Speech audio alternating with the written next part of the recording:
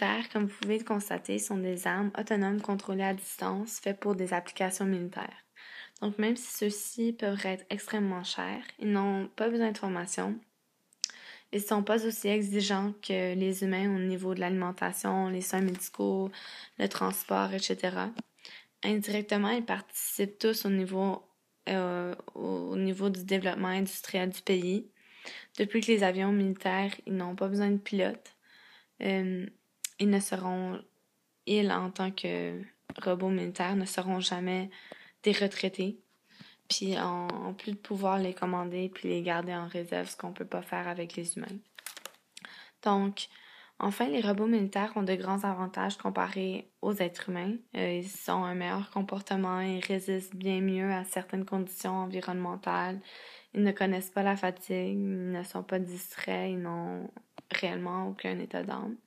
Donc, ceci peut être très utile. Cependant, ceux-ci ne peuvent pas complètement remplacer un soldat dans le sens que il demeure incapable d'improviser des manœuvres complexes.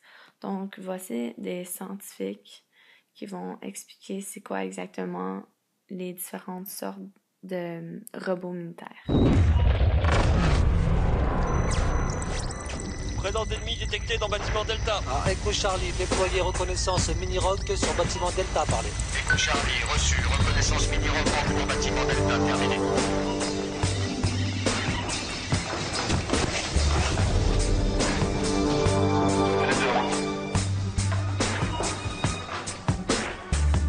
Équipe félin en place. Retournez à tâche sécurisée.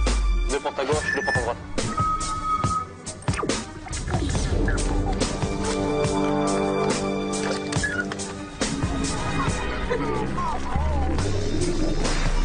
Première gauche, clair.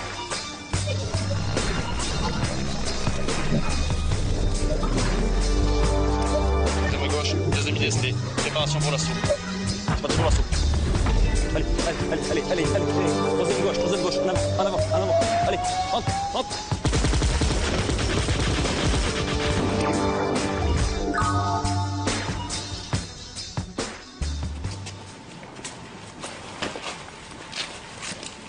Les nouveaux auxiliaires des fantassins, ce sont eux désormais, les robots.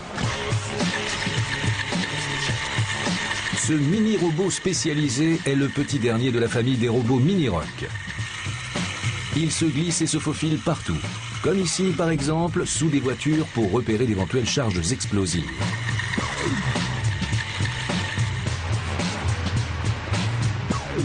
Il possède une caméra frontale et une caméra dorsale. S'il bascule, il est conçu pour pouvoir retomber sur ses roues.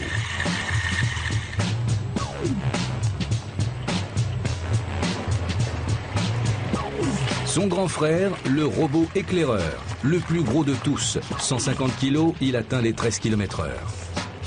5 heures d'autonomie, une portée de 200 mètres.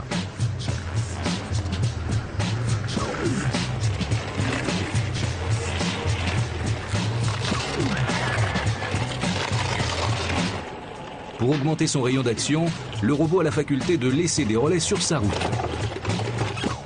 On peut lui fixer différents modules selon les missions, caméra infrarouge, caméra laser, logiciel de cartographie de bâtiments ou, comme ici, mât télescopique.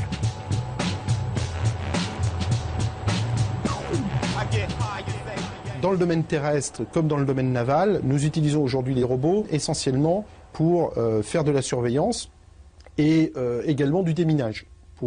Parce que aller déminer, c'est jamais amusant. Et donc, les robots permettent au moins de bien cartographier le risque. Et donc, lorsque l'opérateur humain intervient, il sait exactement dans quel environnement il est en train d'intervenir. On pense qu'à l'avenir, ce type de robot va même aller jusqu'à la destruction de la mine sans aucune difficulté.